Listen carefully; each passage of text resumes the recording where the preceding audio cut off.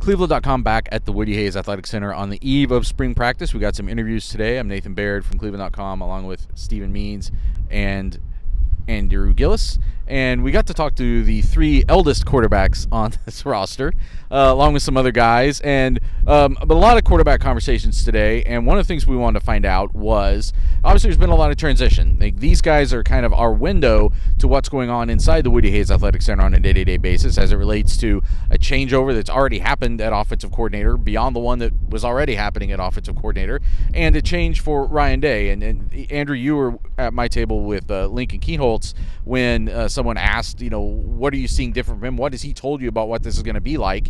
And at least from what Ryan Day has told them so far, and we haven't actually had spring practice yet, so who knows what could change once he kind of gets that taste again.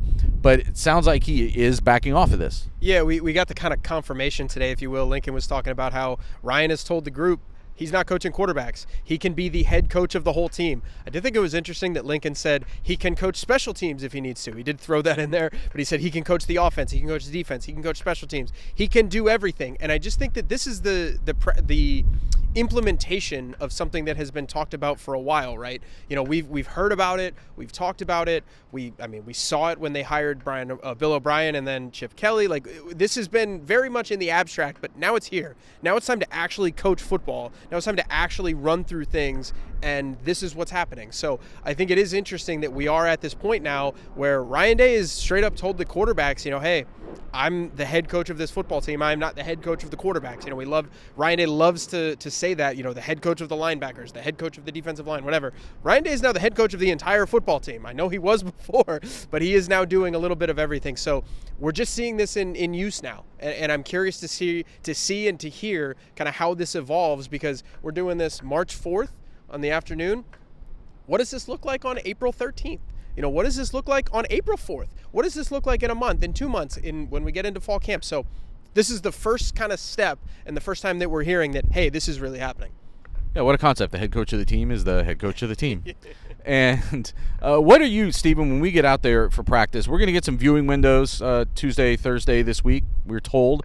What are you going to be looking for as it relates to Ryan Day? Because we went through this a little bit last spring, where they had installed Brian Hartline as new offensive coordinator. There was all this speculation as to whether or not he was going to take over as the play caller, which I was never really that in favor of being something that immediately happened, and it didn't. But people were definitely watching to see how Ryan Day handled himself at practice. What are you going to be looking for this week?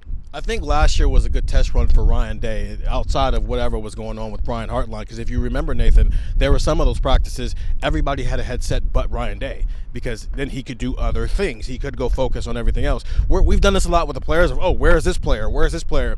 And so maybe at the top of the list is, where is Ryan Day on a given period? We're going to be in there for 30 minutes, but I remember back in 19 during that spring when it was just Doug and I, you hadn't joined yet, but Ryan Day admitted that as the head coach, it was hard for him to get away from the quarterbacks. He was forcing himself to get away from the quarterbacks and just go focus on other parts of the offense. We'll take that and make it the whole team. So how much is he going to be around Chip Kelly? How much is he going to be around the wide receivers? How much is he going to be the defensive line? And those first two periods, we typically see a punt period. Is he going to be talking a lot and doing most of that work? It's going to be interesting to watch his transition over these next 13, 14 practices on forcing himself to not do what comes natural. So here's the ironic thing. Maybe they kind of need him to still be a quarterback a little bit. Here's why. Chip Kelly's coming in. He's the new offensive coordinator, and he's got a lot on his plate to kind of get going. And it's only the beginning of the spring. He's a pro. He'll figure that out. But you also just lost Todd Fitch, a guy who's been here as an analyst for 3 years. He's now going to LSU. That opens up a role of it takes away somebody who's been very, intimately involved in developing the quarterbacks here the last few years, and someone that C.J. Stroud gave a lot of credit to. So there's a little bit of a brain drain that has happened as it relates to quarterback here. So I think this puts a lot on Chip Kelly to. We've all talked a lot about his role as the offensive coordinator coming in and what that's going to mean.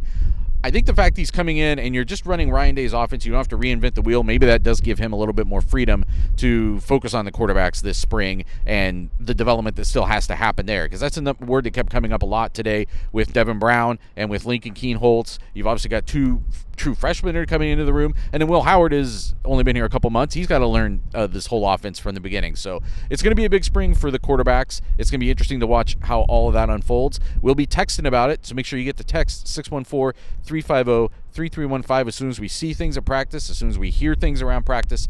That's where we'll be coming to you from cleveland.com.